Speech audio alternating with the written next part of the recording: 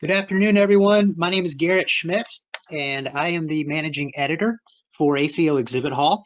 And I'd like to welcome you all to today's discussion. It's hosted by Proficient Health and Roji Health Intelligence, titled Specialist Engagement, 10 Strategies for Getting Specialists on Board with Your Cost, Quality, and Patient Satisfaction Goals. I'm really excited about this session. We've got some great speakers with us today. A few items of note, some housekeeping stuff before we get started. All attendees, which is you, have joined us in listen-only mode today, so your mic is muted. You don't have to worry about that. Your camera is on, however, so we can see you. I'm totally kidding. I would like to let you all know, though, that the webinar is being recorded, and so you'll have the opportunity to go back and watch it later and share it with colleagues, and we hope that you do. And I will be sending out a link to the recording, also where you can download the slides after the presentation, probably this evening. Finally, we want to hear from you during the presentation. We will be taking some questions near the end, so anytime, you don't have to wait till the Q&A. You can submit questions using the control panel. There's a little questions module there, and we'll get to as many of those as that we possibly can at the end. And while doing so, if you have a specific question directed at one of our speakers, if you would specify, that's great. And these questions are also being recorded, so if we're not able to get to any of them, we'll make sure to follow up after the presentation. So without further ado, our speakers today is Ms. Terry Hush, who's the CEO of Roji Health Intelligence.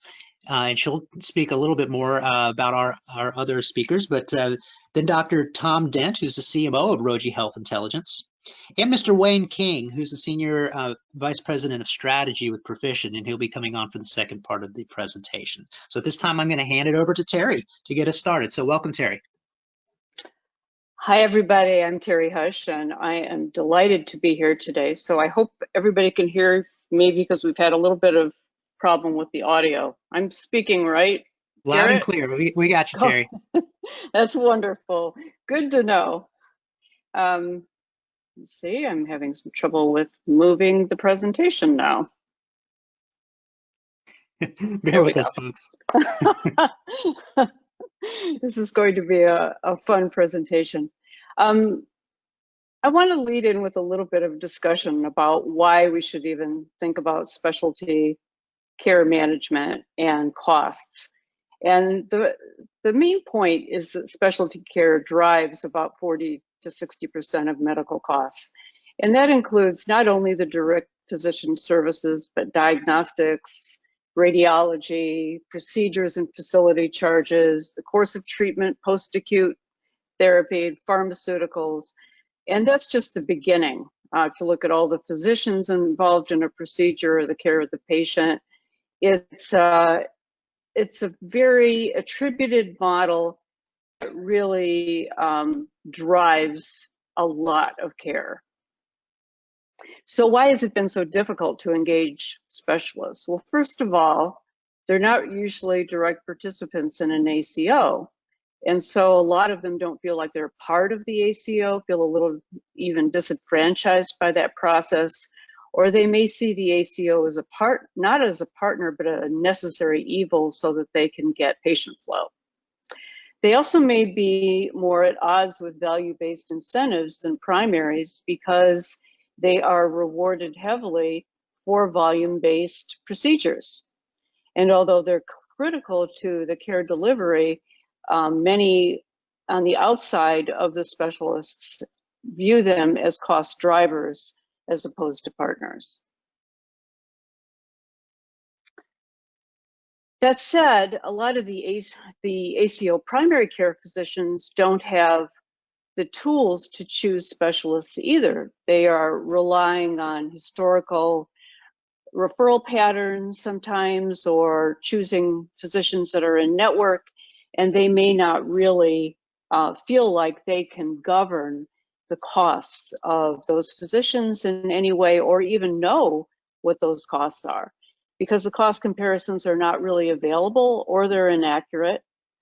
They often lack tools at the point of referral. And then afterwards, if they don't hear from the specialist, which is unfortunately sometimes common, then they don't have any real tracking of the results or communication with those specialists later on. The bottom line is that engaging both specialists and primary care physicians is essential to cost management. And a lot of ACOs have focused most of the efforts on primary care, but not had the means to address specialists. In that regard, helping specialists understand and then impact their costs, quality, and patient satisfaction is key to that process, and helping primaries select specialists based on those same criteria is really important. So what Proficient and Roji have done today is develop 10 different strategies for special engagements, and I'll go first with 5 of them, and then Wayne will follow up with an additional 5. The first is there has to be data to address specialty costs. Specialists and ACOs should be asked to participate. And I understand that this is a really sensitive situation because many specialty practices are very protective of their data. Roji has worked with specialty practices for years, and if their data is protected in a way that they feel comfortable with, then I think that significantly reduces the bar. They want to know these kinds of issues. They want to understand their costs as well, because they don't have a good view on what their real downstream costs from the vantage point of the market really are. Provider and claims data for that are essential. The provider data, because it's richer in clinical information and gives them an understanding of what may have gone awry in the clinical process that they would not otherwise be able to see from claims.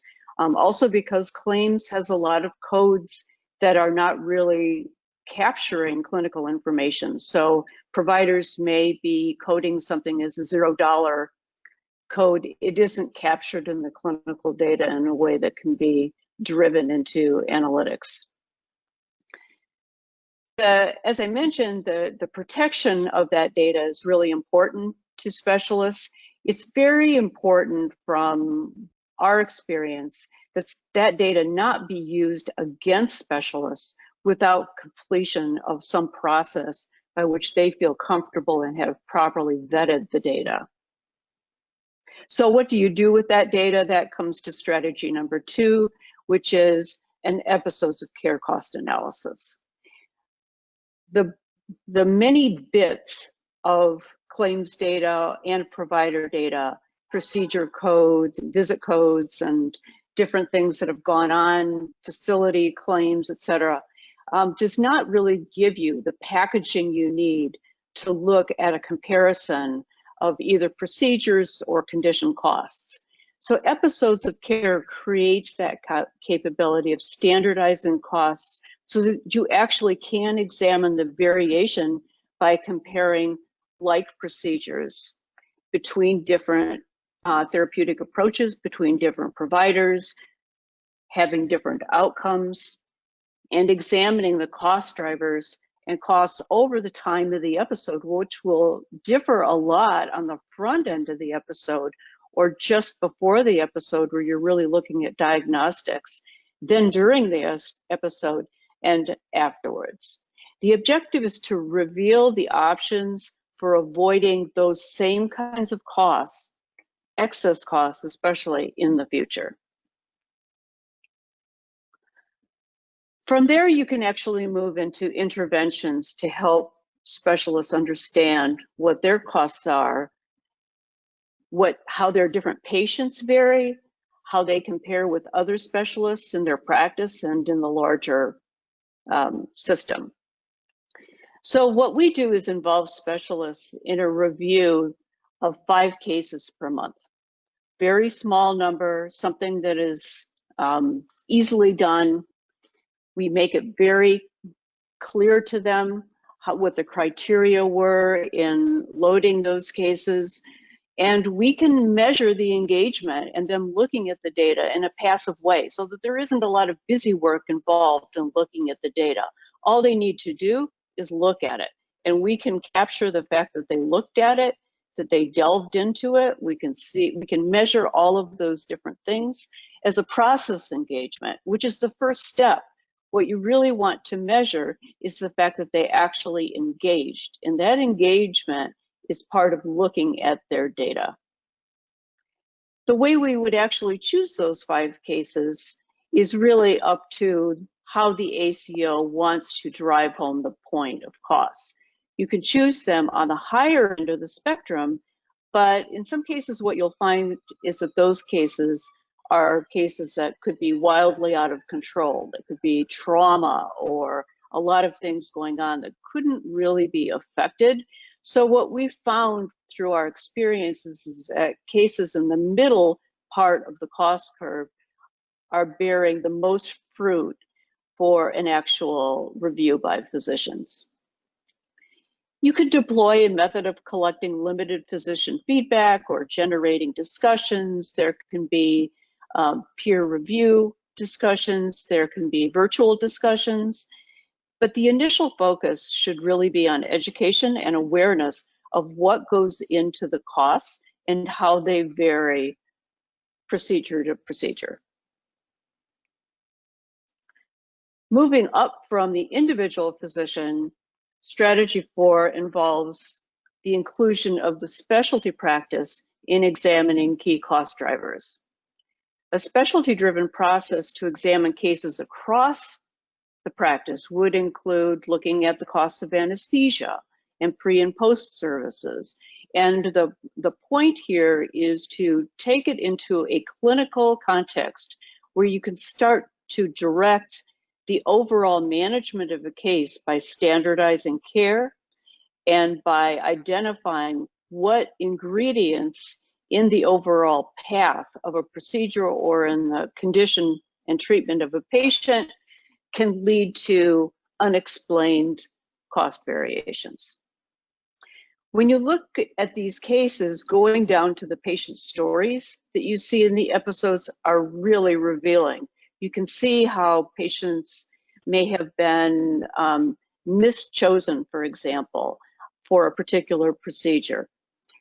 And you can see what the ingredients, all the inputs of a particular case had on the effect of the total cost and potentially on the outcomes of that particular case. So I'm going to give you a couple examples of that in 1 minute.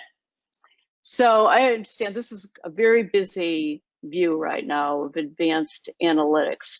But on the northeast part of the screen, we're looking at one kind of episode. We're looking at hip replacement. And all those different bubbles and different colors represent a case for this particular group.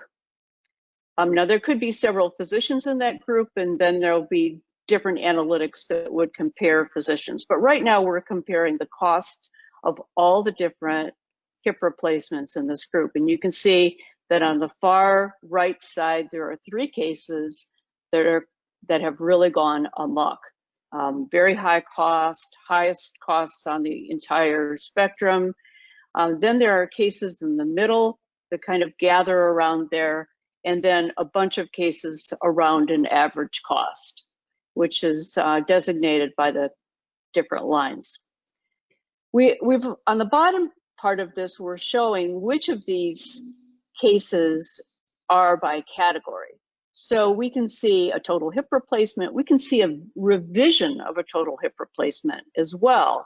And they all have different kinds of cost conditions with them. So we do need to separate out for clinicians their how they look at the clinical arena here on hip replacements, because they're going to see that a hip revision may be a more complex scenario than a first hip. The cases that we see are in red versus blue are those cases where more than one procedure has happened. So it could be a fractured femur, for example, or there could have been something else that was bundled with the hip replacement.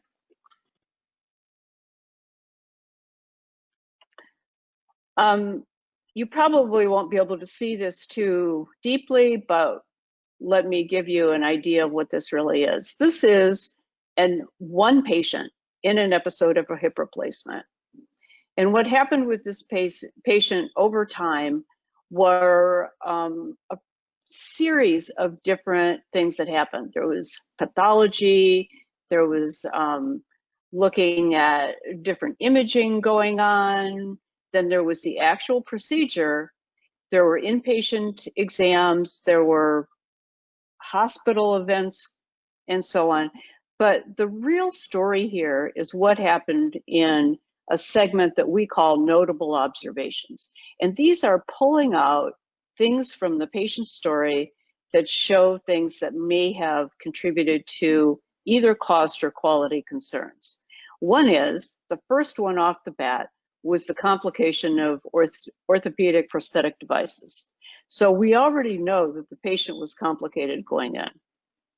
Then we see hypotension, acute kidney failure, disorders of fluid, acute anemia afterwards, kidney failure, femur fracture. So there are a lot of things going on in this particular case that resulted after the trigger procedure.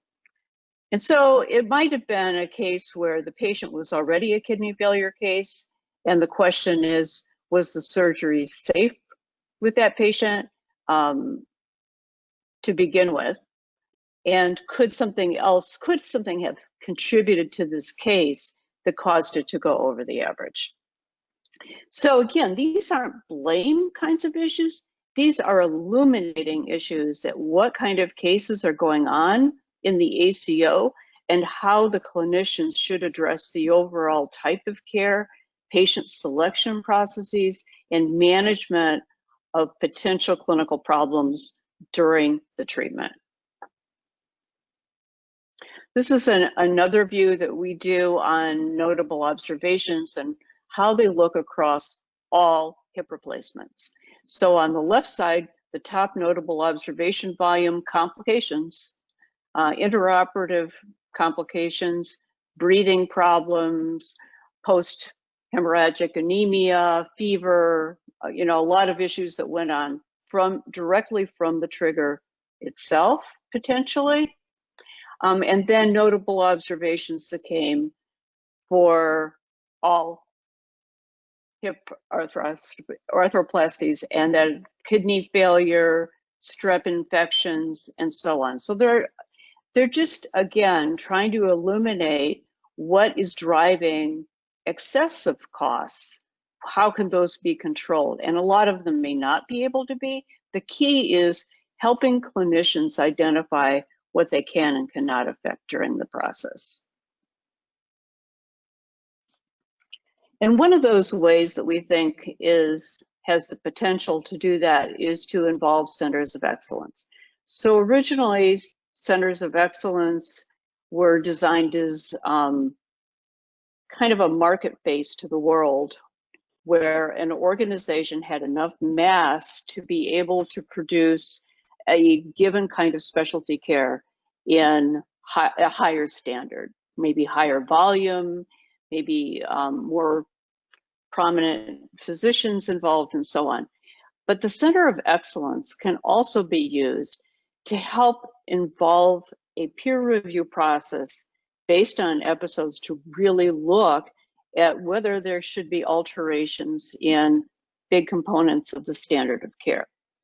They can also, because patients are going to them and they really involve a lot more in terms of interface with the patients, those centers of excellence can help create a better informed decision process for the specialists and the patients, and can support those specialists with materials that they can use with their patients.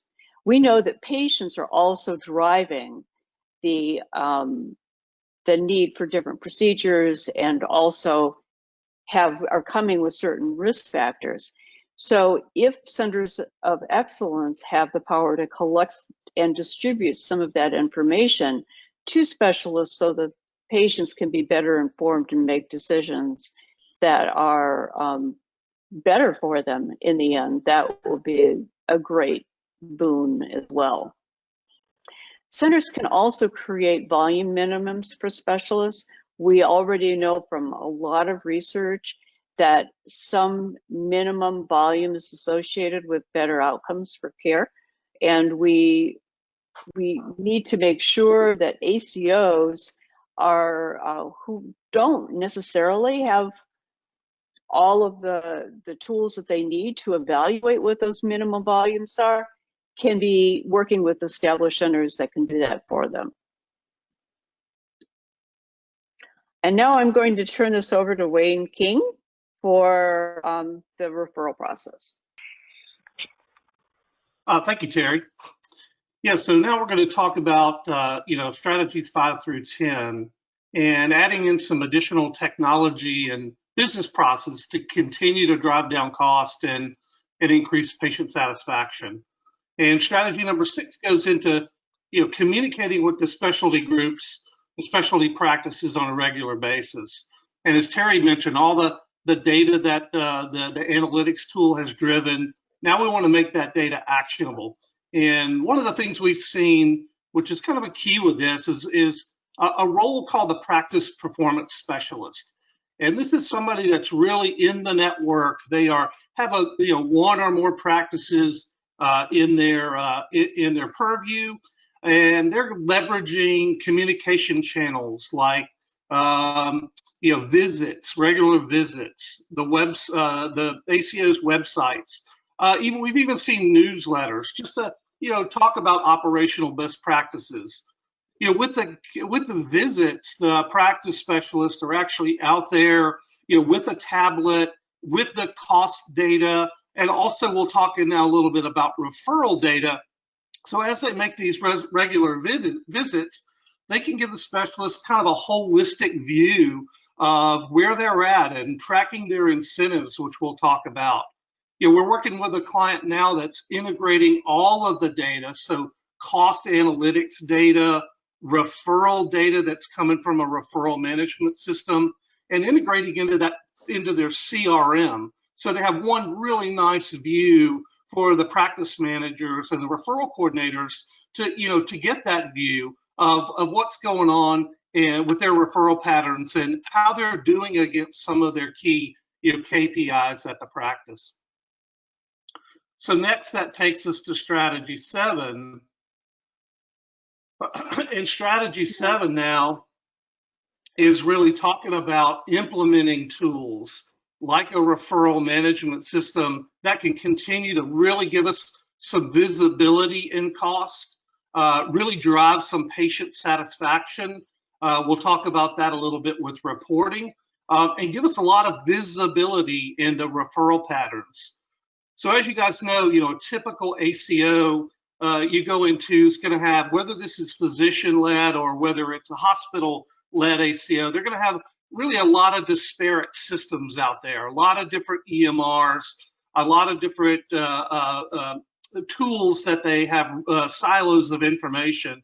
And what we try to do at Proficient, we developed really a hub called Proficient Exchange, and then also a really cool product called Proficient Connect, which gives us a standardized referral platform, to get information out of these EMRs, really in lightweight fashion, so no real heavy interfaces, be able to capture all referrals, and those including some other older modes like fax and phone calls, be able to send and receive those referrals electronically, provide some really cool ways to streamline the practice workflows around replacing phone calls and manually tracking referrals.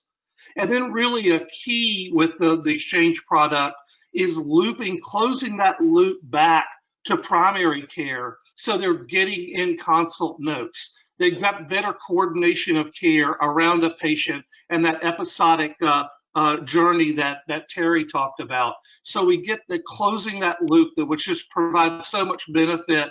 As Terry said, sometimes they're not ever hearing back from that. This application facilitates that communication back. And then with our Connect product, Connect takes a slight slant on urgent referrals and provides a secure texting mechanism, which is physician to physician. So now for urgent referrals, I can send a text message. The application has some intelligent message routing, which allows us to find the right person at the right time we need to talk to. Like in a hospital situation, if I have a patient that may need to go to the ED. And so here I can do that urgent consult, figure out if that referral is indeed urgent or not. And if it is, admit the patient to the ED. If not, I can then kick off a routine referral in the exchange product and go through the referral mechanism there. So you can see here, we can start to talk about cost with, unnecessary ED visits, having that kind of triage there around like in ED visits. So we kind of provide these tools to handle all referrals in all modes. Now we talk a little bit about reporting. And like any good tool, we've got to have really good analytics to be able to know what's going on here.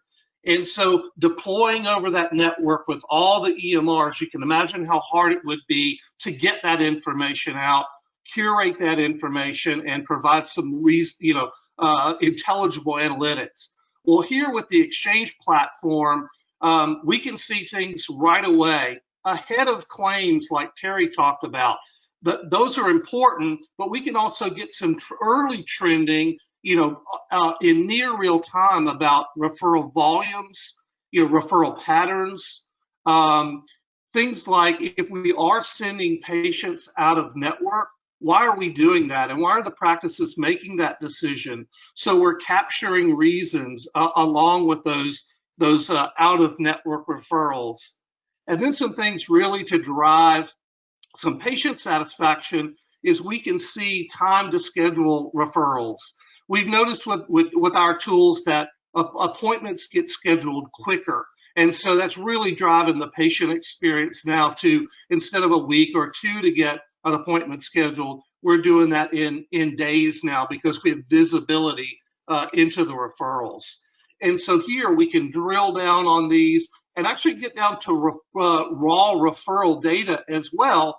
And so you could get that into your analytic tool if you want to slice it and dice it more than the tool here does for you.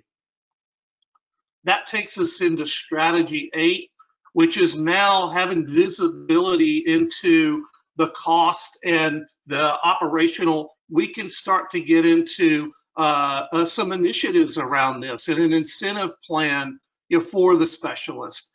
And generally a subset of the PCP compensation, but here with the specialist, we could do things like start in small pilot modes and around one condition or one program.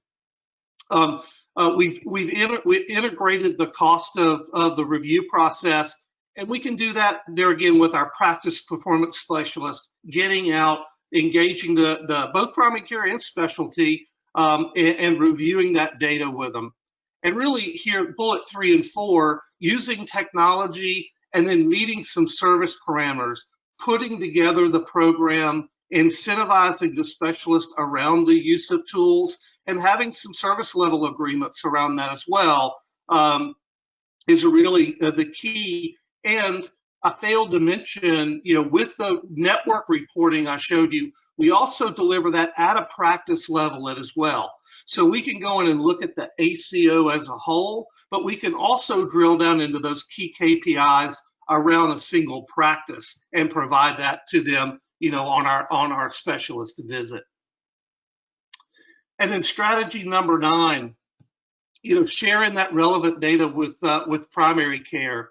And here's a couple of things we can do there. There again, our performance specialists come into play here, where we're not only getting the view from primary care, but we're closing the loop. We're getting data from specialists. We're seeing referral patterns. We can get back into primary care. And then also the tool can help us with this when we're really engaging that referral at the time of the referral.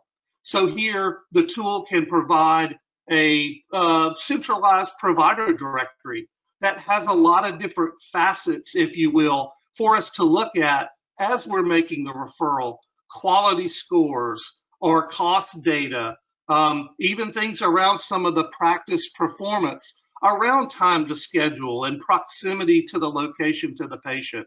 there again, more data at the time or at the referral that we can make better choices. There again, driving down the cost and increasing that patient satisfaction. And then leads us to strategy number 10, which is really building on all of those strategies that we've mentioned here, is going out and evaluating the network membership. From all the reporting we're getting on referral patterns, out of network choices, we can look at things around cost and performance, patient satisfaction, and those, time to schedule, responsiveness of the entire network, and metrics around the scheduling patients and adherence to that. So we can go out and evaluate the network, really optimize, I think, which is maybe kind of a new term, optimize the network so we make sure we have the right specialists and those high performing valued specialists in the network and being compensated in their incentive plan. And then lastly, of course, the approach always holistic and data driven. We're in that world now, and really enabling technology to help all the ACOs with their goals. So with that, I believe I turn it back over to Garrett, and maybe we have some questions. All right. Well, this was a great presentation and very informative. I know I got a lot out of it, and we did actually have some questions. So let me pull that up here. Okay, and these are in no particular order. First question is for Roji, so for either Dr. Denner or Terry. And what specifically are your data sources, and what is needed from the provider group? I can respond to that. Our data sources, first of all, start with the provider data. And we are collecting data directly in an easy way from providers. We're including all patients. So this is a key benefit of collecting provider data. If you're using ACO claims data, which we also use and integrate with provider data, the ACO claims data will only have the Medicare lives, or if the ACO is contracting with other entities, it could include those insured lives as well. But the provider data will give you what you need to evaluate costs across all patients. And we're collecting that directly from the group. We're not using interfaces to do it. We're using reporting that comes out of their system. We're either collecting it by flat files that the specialty group sends to us. Our biggest users, our biggest practices have big systems like Epic, Allscripts, and Athena, etc. But we collect it from other systems too. And it's usually up in a day, and we manage the process from there. We can also use billing data. We can use data that's coming out of their ONC certified systems, QRDA1s, for example, we can collect. And the claims data provides the things that we can't see from the trigger provider data. So the hospital care, the anesthesiologist, if it's not part of the same group, and some of the population of physicians and clinicians and post-acute services that are beyond that scope. Great. Okay. The next question is, are the 5 cases recommended for review in strategy 3 specifically looking at episodes or admissions, etc.? They are specifically looking at episodes. So, for example, if you're dealing with an orthopedic specialty practice, and then you're going to probably be looking at either some of the higher volume procedures that they're doing. Like spine surgery is a big one. Various types of spine surgery going down into episodes. Hip and knee replacements are big ones. Those are the biggest for orthopedic surgeons. You'll also be looking at specific episodes in cardiology or cardiac surgery. You're looking at condition episodes like diabetes coupled with comorbid episodes too, so that you can look at patient costs that have multiple chronic conditions and patient costs of single kinds of episodes like diabetes. And that's what you populate the registry with. So depending on the type of specialist you're dealing with or primary care physician, you're populating those cases with a sample of cases that are on the cost curve. And that's what you work out the criteria to be. Do you want to provide low-cost cases initially so that they can look at the data, feel comfortable with what you're collecting? And the question on the lower cost cases is how can you replicate this? What is the characteristic of this type of case that is a better way that the clinical care went? Was a particular team involved in a procedure or a case, or how did you maximize or optimize the time involved and the resources involved in that case? You can also look at a scattering of cases on the low end and middle and higher end of the spectrum so that you can differentiate how did these 5 cases differ.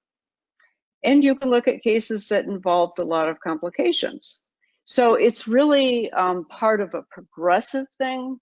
We suggest starting with cases that get the physician familiar with looking at data and don't irritate the specialist, and moving into cases that are going to be more challenging and figure out how could those have been prevented. Great. Very good. Next question is, are COEs generally willing to share their clinical protocols and care guidelines?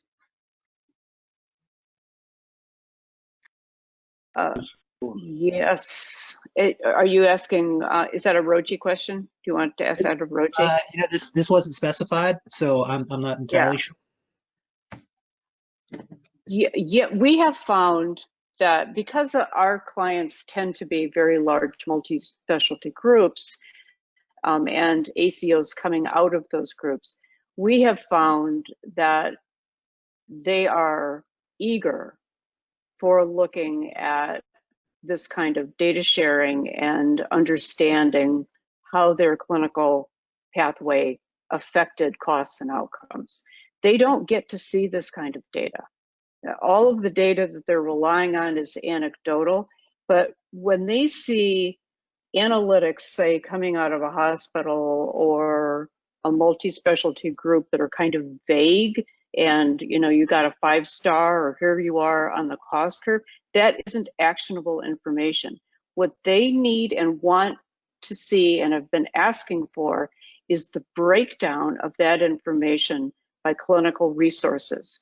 What are the clinical resources that were used in this case? What tipped it over the average? What tipped it over the benchmark?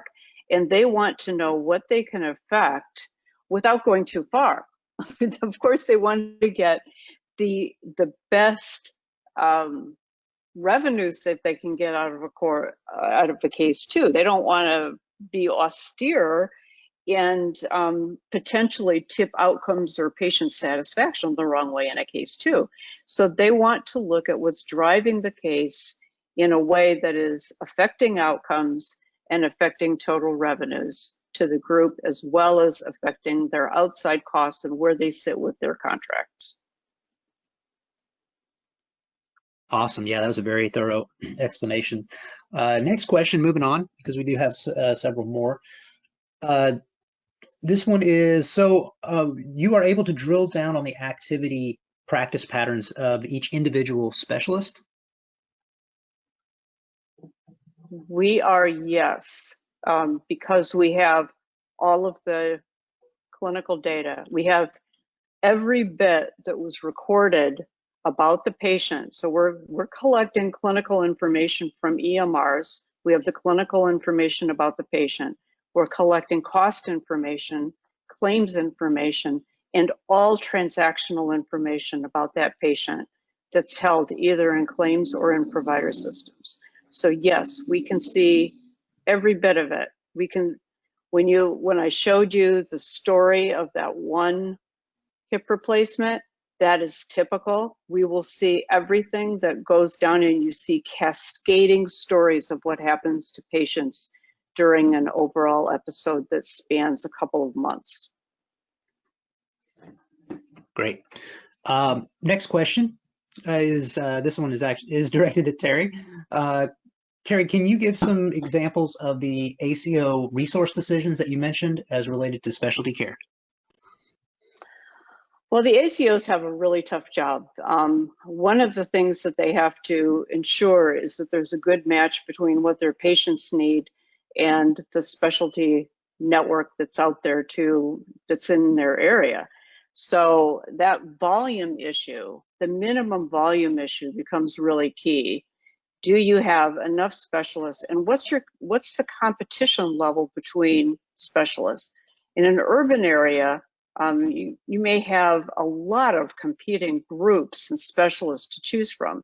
In a rural area, not so much. And so you've got a different agenda with those groups that needs to be organized by the ACO. The second thing is to get the specialists on board with releasing and understanding that data and negotiating the terms of privacy about that data. Specialists are very concerned that another group won't have access to their competitive data. And that the volume information is one of those key things. They don't and shouldn't have to reveal in a wide forum what their volumes are by the group. So it needs to be negotiated in a way that the metrics come over to the ACO in a way that protects the group from sharing that information broadly with competing specialty groups. And the third thing that the groups or the ACO needs to navigate with these groups is how to look at various outcomes. It's another area of pride with specialists that they don't typically code complications, for example. They don't always code DVTs coming out of a surgery. There are a lot of things that we find in the data that were not coded by the trigger physician. They're coded elsewhere in the episode. And so the ability to have a conversation about an episode that reveals some of these issues is really important. That conversation first needs to start within the group. So I would depict it as the ACO facilitating the conversation inside the specialty group about how they're managing costs.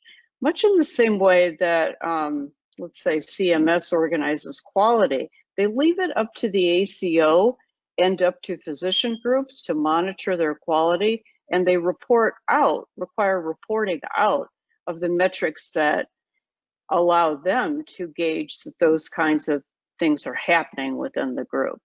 So it may be the same kind of truce where the ACO enables the specialty groups and incentivizes the specialty group to look at the quality in their practices and report out how they're doing it and the key metrics about that. Great. Okay, next question is for Proficient, for Wayne. What has been effective in regards to service parameters that you've seen? Right, so I think that question talks about, the service parameters in one of the later strategies with the specialist. And I think that, comes down to things like, scheduling urgent and routine referrals and putting some of those service level agreements in, to make sure that we're responding in the right time. We're processing that referral, through there, getting the patient scheduled, getting them seen, and then closing that loop.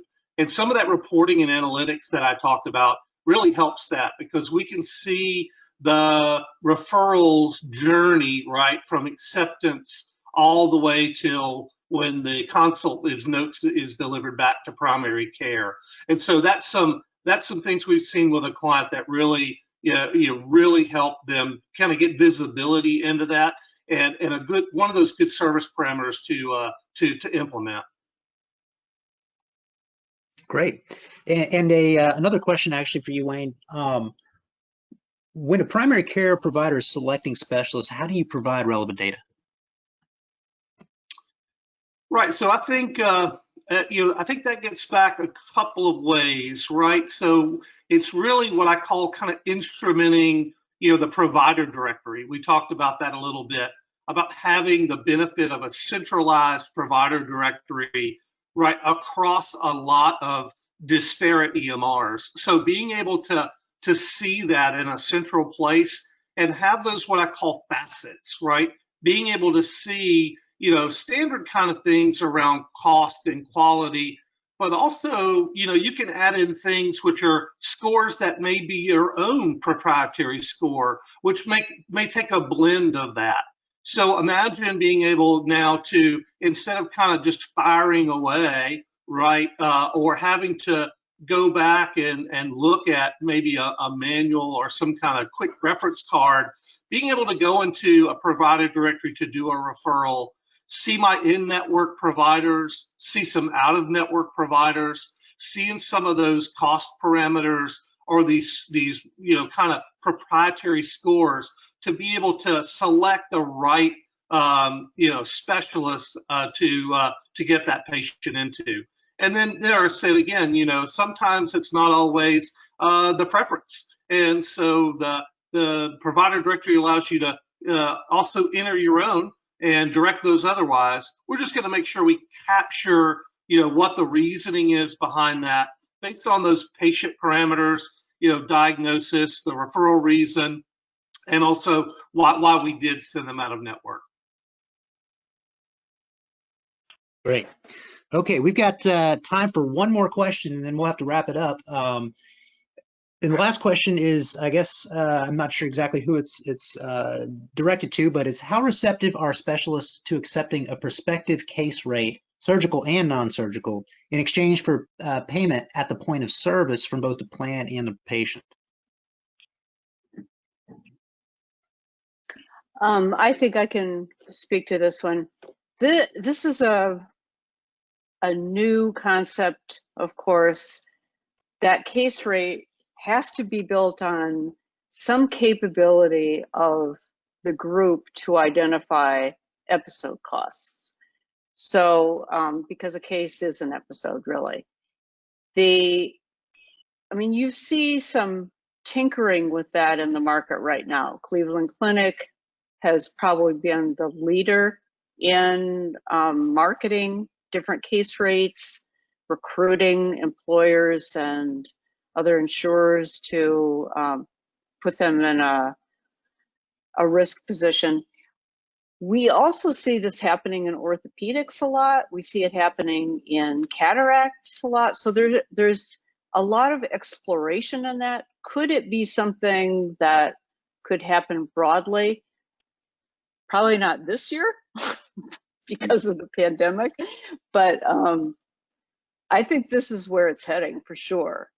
A negotiation of a case rate, depending, and I would say that getting the physicians, getting specialists onto an episode basis of reviewing their costs is the key to actually expanding that concept. Do it for 1 or 2 years, move towards a risk-based episode payment. And the episode analysis will allow them to also identify which kind of cases should be excluded from that. There are going to be train wrecks. There are going to be things that come in with multiple procedures involved. And they need to be able to see that so that they can feel comfortable negotiating a good case rate. Okay. Well, very good. Well, this was great, guys. Unfortunately, we are out of time. We did have other questions, but if you did submit a question, and if you want to continue to in the last couple minutes here, we will make sure to come back and answer you via email. But as we close out, I just wanted to thank you again to our speakers. They were fantastic. Thank you both, or all three of you, actually, Dr. Dent as well. I didn't contribute so much. Well, we appreciate you all. And as we conclude, I'd like to encourage you to visit the Proficient Health and the Roji Health Intelligence booth at ACO Exhibit Hall. Yeah, and so you'll see on the slides here, they look similar, but if you go to acoexhibithall.com, they both have booths there, and you can interact with their respective teams and familiarize yourself with their solutions a little bit more thoroughly.